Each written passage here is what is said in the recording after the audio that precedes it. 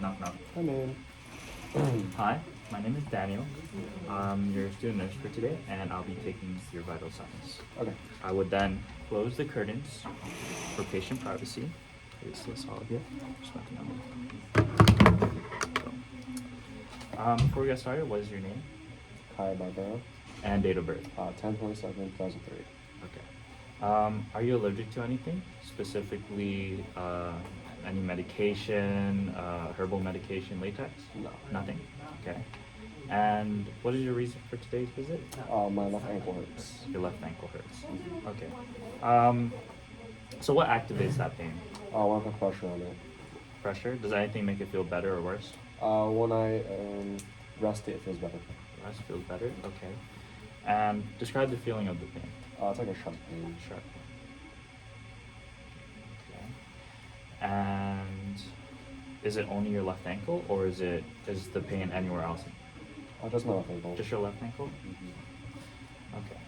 And on a scale of 1 to 10, 10 being the worst, 1 being the lowest on the pain scale, what does it feel like to you right now? Like a 6. That's a 6. Okay. And when did it start? I started yesterday. Yesterday. Mm-hmm. Is it constant, or does it come and go? It's a constant pain. It's a constant pain. I would now perform hand hygiene for 20 seconds. I would also wear the appropriate PPE if the patient was on isolation, such as gown, gloves, mask, and face shield.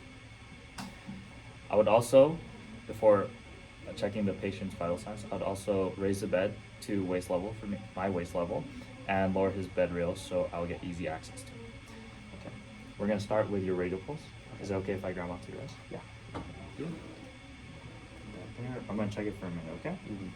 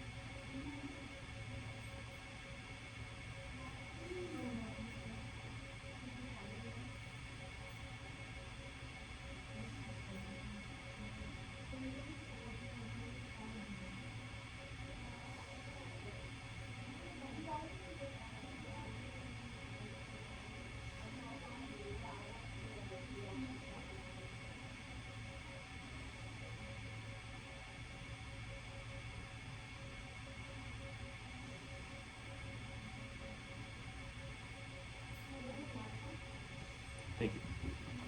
So your pulse rate was 84, and your respiratory rate was 14. What I did was, for the first 30 seconds of the minute, I got his radial pulse, and I times it by 2 to get the full minute. The last 30 seconds, I was checking his breathing, his respiratory rate, and then I times that as 2 as well. The reason for this is because if I told him I was checking his breathing, he could have altered his breathing pattern to where I would get an inaccurate reading on his respiratory rate. Also, if the patient has a thready pulse on his radial pulse, or I can't feel it that well, I would check his apical pulse, which is located on the 5th intercostal space, lined with the left midclavicular here at the apex of the heart. I would check it for a minute to get an accurate reading. Now, I'll check your O2 saturation. Okay. Any index finger works. Thank you.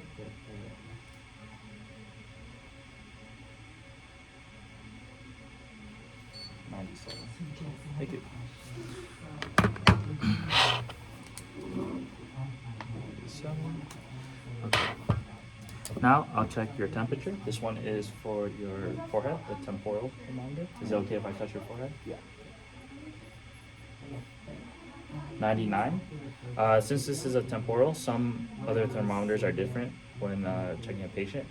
This one is 1 degree lower than it should be. So instead of 99, it would be 98.